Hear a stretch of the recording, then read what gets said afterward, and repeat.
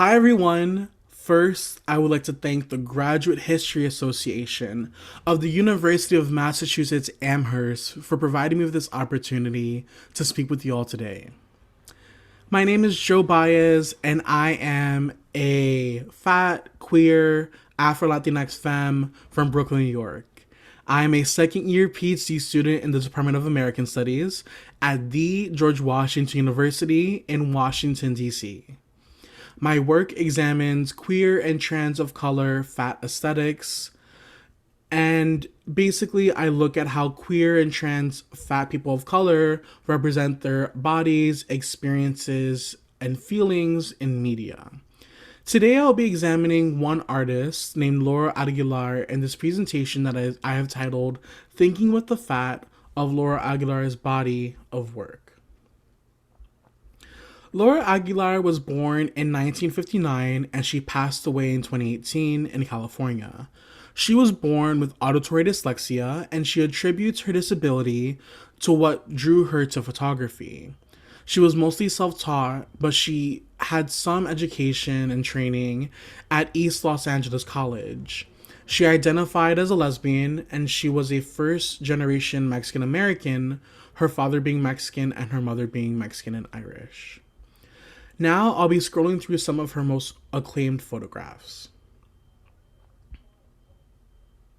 This is Clothed Unclothed number 1.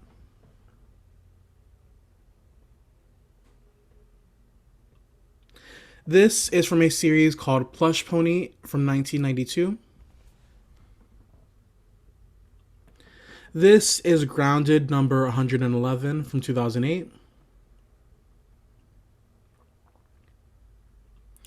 This is Motion number 58, where she laid with 3 women, naked on top of rocks, pebbles, branches, and dirt. And finally, this is 3 Eagles Flying, which I will return to in my analysis later on in the presentation. When she passed away, artists and critics quickly wrote to honor Aguilar's legacy. Here's what some of those headlines read.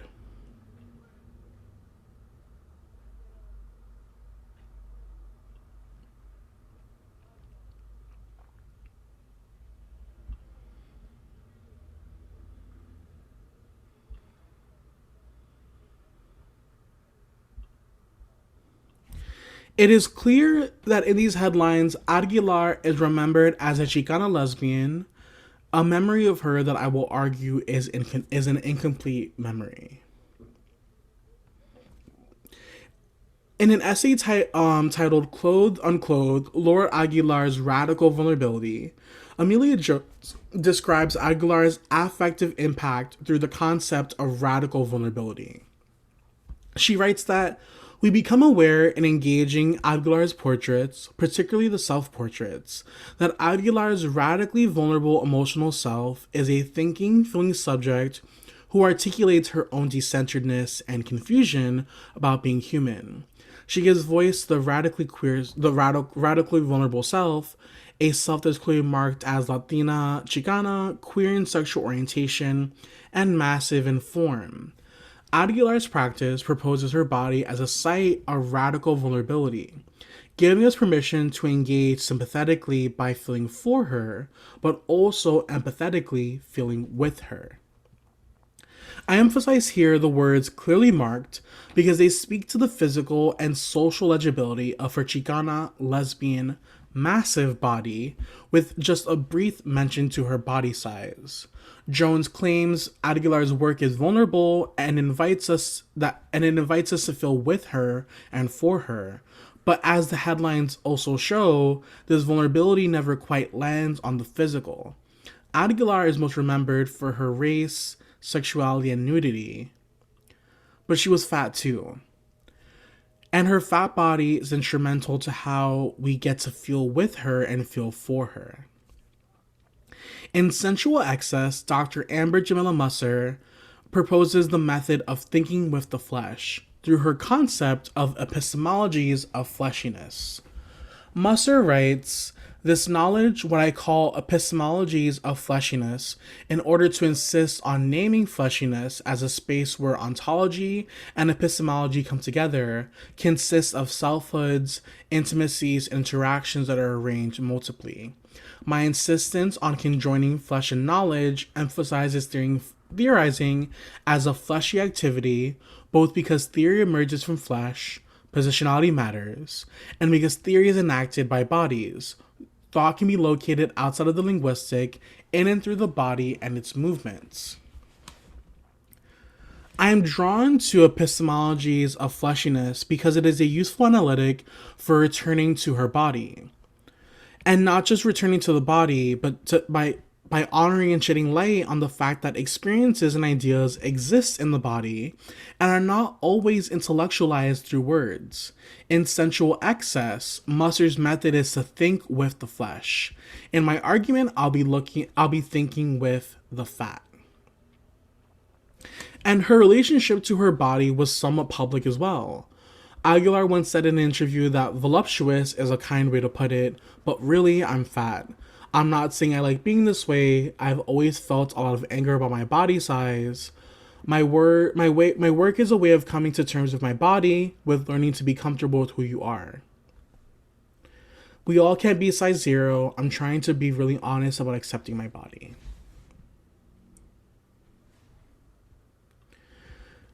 I am going to be arguing that Laura Aguilar's fatness is indispensable to her meaning making. Here, I am not interested in making value judgments about whether she, her body, or her photos are beautiful or ugly. Instead, I want to bring forward the fat of her photography. The fatness represented here must be read as a material that is interacted with, as a physical object that carries connotations and values that implicate the images in ways that they have not been examined before. Now let's return to 3 eagles flying. When this photo is shown in museums, it is shown as 3 photographs. The American flag as one photo, her body as another, and the Mexican flag as the final photo. The highly accepted analysis of this photo is that it is Aguilar's critique of her feelings about being Mexican American and feeling like she has difficulty assimilating to United States identity. This is embodied through very skillful choices with iconography.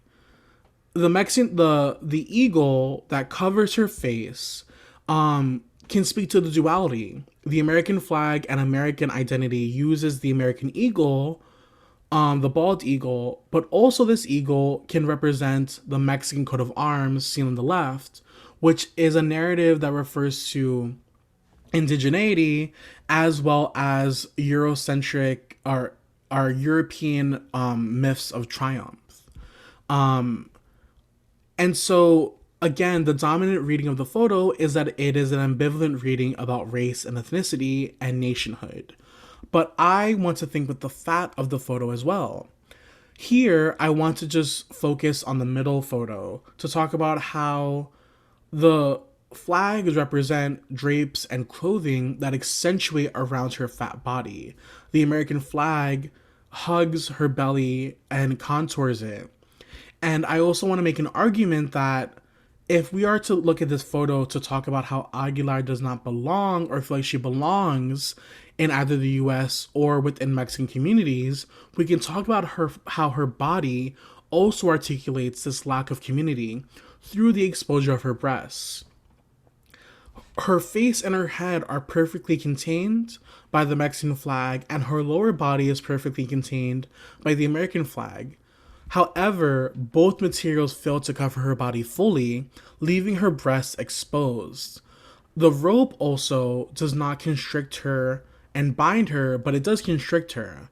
While we can read the rope as an erotic BDSM fantasy, all the objects that are on her body fail to contain her in ways that fat bodies are not always accommodated in spaces.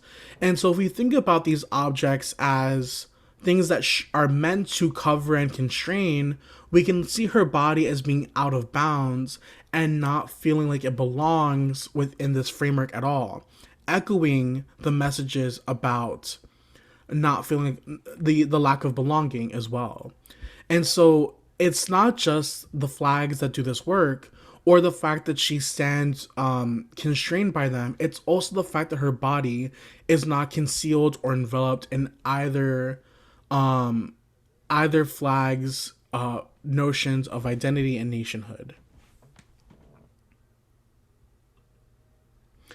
For the next example of thinking with the flesh, I want to examine a series of photos titled Don't Tell Her Art Can't Hurt. It's a 4 photo series, and I'll read the captions on the bottom. The t-shirt said, Art can't hurt. She knew better. Her problem was she placed a value on it. She believed in it just a little too much. She wanted to believe that it was hers to have, to hold, and to own. You learn you're not the one they want. Talking about pride. It's the others who knew who we are. It's the others who want to teach us who we are. If you are a person of color and take pride in yourself and your culture, and you use your art to give a voice to know the positive, how do the bridges get built if the doors are closed to your voice and your vision? The last photo reads, so don't tell her art can't hurt. She knows better. The believing can pull at her at one's soul so much that she wants to give up. Here I want to focus on this final frame. So in this narrative of Don't Tell Her Art Can't Hurt, we progress from traditional Aguilar portraiture to getting nude to the reveal of a gun that is then placed on her mouth, signaling that she is going to harm herself and take her life. So the narrative is a grim one that leads to this potential or desire to take her life. But here, to think with the fat, I want to think about what is going on with her mouth.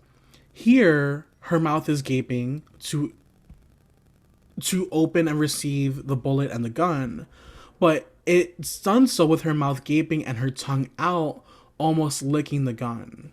Here I want to argue that she's possibly engaging in an act of sensuous pleasure in this moment of harm and of sadness that is a momentary, arguably flirting with death. But also I want to argue that she's consuming the gun. And this can be an erotic consumption or a consumption of like an edible consumption as well. While I'm not conflating fatness with eating per se, I think that in many ways, when people read fatness in society, it is always within a language of gluttony and of stigma with eating and of excess. And in some ways, we can read this photo as playing on those images of gluttony, of excess and indulgence by the ways in which he's consuming the gun. And so again, when I think of the flesh here, think with the fat in particular, I think about the ways in which she's flirting with the gun, with it gaping and she's licking it, but I also read it in a fat way that operates and poses with the grain, thinking about the ways that fat people are stigmatized and always conflated and associated with food and eating. Today, I want to conclude with death. On April 25th, 2018, Laura Aguilar passed away in Long Beach, California, through complications of her diabetes. Caleb Luna, a friend of mine, mentor, and cutting-edge scholar in fat studies today, noted in an article titled The Natural History of the World that when they learned about Aguilar's death, they shared it with their class. When a student asked how Laura Aguilar passed, Caleb paused and said, "She died because she was poor." This quote is chilling when we read this last image today of Aguilar, a piece titled Will Work for Number 5, which reads, "Dear Santa, I want a job with health insurance, signed Laura." As a queer, fat, Afro-Latinx femme doing work about someone who I so similarly identify with, there is a grief of being touched by Aguilar's work too little too late to witness her alive. I found her work 2 years after she passed. Scholars argue that death is disproportionate across race, gender, and sexuality, and I also add size and class. In a book titled After the Party, a manifesto of queer of color life, Joshua Chambers Latson refers to the death of queer people of color as mundane. He writes that to say that queer and trans of color death is mundane is not to diminish their horror, but on the contrary, to name the shocking fact of this kind of death's everydayness. Trans and queer of color life is lived in constant and close proximity to death. I say this all to underscore the urgency and grief and loss that I feel when I encounter queer and trans of color artists who create a world where the clock is aggressively ticking. This dismal contextualization is to honor the dead and to dream of meeting them and encountering their work with time to spare so that theory is not done in memoriam. Thank you.